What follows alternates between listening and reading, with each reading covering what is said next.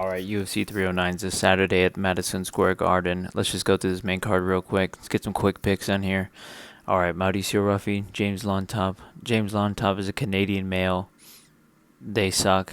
He's also just certified ass at fighting. He had some hype coming in the UFC, but that's gone. It's completely evaporated. And what's left of it, Mauricio Ruffy is going to take for himself when he fucks him up in the first round. I'm predicting a first round TKO on this.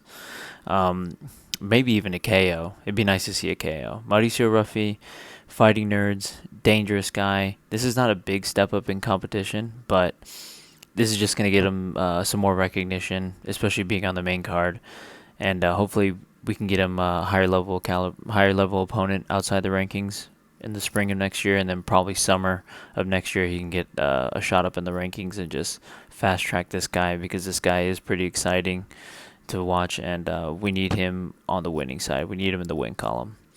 Next, Karine Silva, Vivian Araujo, however you say that stupid last name. Who cares? Who cares? I'm gonna pick Vivian Araujo. Yeah, she's 12-6, and Karine Silva is 18-4. But I think, and Vivian is the underdog on this, but she has lost to some pretty good competition. She had a very good fight with Alexa Grasso, who was the former flyweight champ, and I remember watching that fight.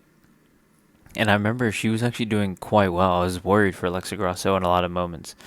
And I think knowing that, I always believe that when the fighters think that like their career is coming to an end, or like the UFC is at least gonna cut them. If they believe that, then they'll fight harder.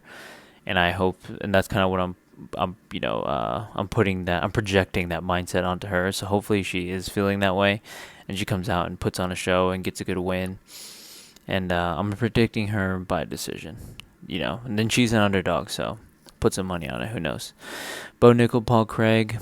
Paul Craig is such a weird guy. I mean, he just got chinned by Kyle Baralho, and who is good, but he got a freaking submission on Ankalaev. He had a good first round against Jamal Hill, but then he just loses to everyone else, and it's such a weird style.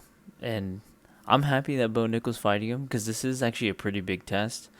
Bo Nickel could get submitted for all we freaking know, or he could get chinned for all we know, but I think Bo Nickel, he's doing his best to live up to the moment, and I think he does. He may not be the most charismatic guy, and he is kind of an NPC, but he's a corn-fed boy.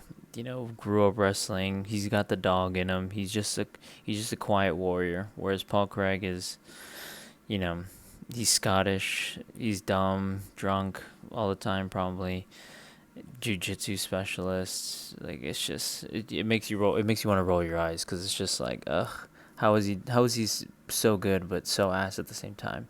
But this is a real challenge. This is a real challenge for Bo Nickel.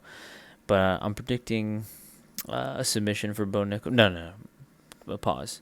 Not a submission. I'm predicting like a ground and pound TKO. That's what I'm hoping. Potentially in the second round. I'm going second round on that. I think the first round, they're going to be on the feet. Bo Nickel's really going to try and get a feel for him to see if he can, because he does have power. So he's going to try and feel for it and see if he can actually get the finish on the feet, to maybe get himself a win bonus. But I think Paul Craig is going to keep him at bay with his length and his spinning back kicks that he loves to do, and his body kicks.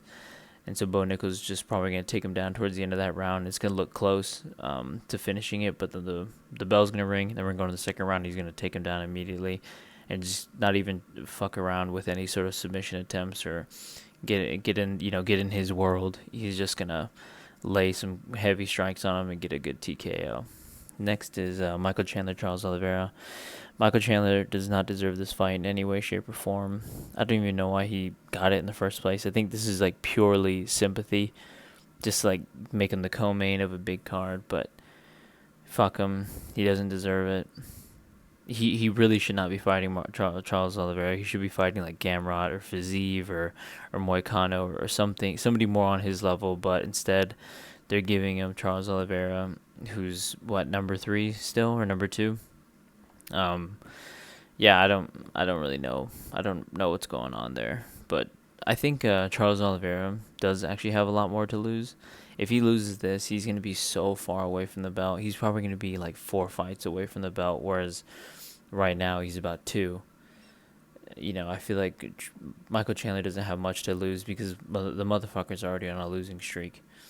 Anyways, no, actually, is he? Is he? That's a better question. That's a good question. Wait, beats Dan Hooker, loses to Charles Oliveira, loses to Gaethje, beats Tony Ferguson, and then loses to Dustin Poirier. So his last fight was a loss against Dustin Poirier, but if he loses, then he can just come back in the spring of next year against one of the guys I just said, Fiziev, Gamrot, Moicano, but he really has nothing to lose and everything to gain, and Charles Oliveira has everything to lose, truthfully. So Charles Oliveira needs to win this. I'm picking the Bronx, obviously. I think it's gonna be. I don't think this fight is gonna see the second round. I think it's gonna end in the first. I think Michael Chandler is going to get hit with something he doesn't like. He's going to dive for the legs. Charles Oliveira is going to sprawl, and he's going to get a ground and pound TKO, similar to Bo Nickel, but more like up against the fence like he did in the first fight. He's going to chin him hard up against the fence, and while Michael Chandler's trying to get up, Charles Oliveira is just going to lay it on him, and they're going to separate, and Charles Oliveira is going to get the first round TKO. Next, Stipe, John Jones, a fight that shouldn't be happening. Unless, a fight that should have happened maybe like 5 years ago, 6 years ago. But instead it's happening now in 2024. This is where the sport is right now because of people like John Jones. John Jones is going to win. I think it's probably going to be in the second round. I think he's probably going to get a submission, head and arm choke, rear naked choke, triangle choke, some form of a choke. He's going to use his light heavyweight jits on Stipe and just overwhelm him in that regard. They're both wrestlers, so I think it's just gonna, that's gonna kind of even out. But I think Stipe is really gonna give himself a chance. He's really gonna go for it on the feet. He's probably gonna pressure John hard, and that's where John's gonna shoot these takedowns. And Stipe's gonna get back up at first, and he's gonna look really good. And people are gonna think, oh wow, maybe Stipe has more of a chance than people thought. And then he's not. And, people are gonna think that until they're not thinking that. And by the end, before we know it, second round, at the end of the second round, middle of the second round, John Jones is going to get his hand raised, and we're going to get what we really want. We're going to find out what the people really want in that moment and what John really wants. Either he's going to retire, which, fine, whatever, retire, run away, we don't care. Or he's going to be fucking lame and vacate the belt so he can get the BMF with Alex Pineda, which is stupid as fuck. Or he can be a fucking man and be the GOAT that he wants to be, that he says he is, and that everyone else seems to say he is, and fight Tom Aspinall. Tom Aspinall should go in that cage. He should try and take the belt off of John Jones's shoulder, because he should just insinuate that he's going to retire. He should just kind of reach for it and take it off his shoulder and see what John does in that moment. For all we know, John Jones could fucking snap and actually crash out and swing on him. Or maybe they'll have some little banter, some cute little banter like they did at that one event where Tom put his arm on his shoulder and John removed it, something like that. And John Jones is such a fucking cocksucker. I could see him even agreeing to the fight in that moment, and then 3 months later turning back on it completely and just retiring via Instagram.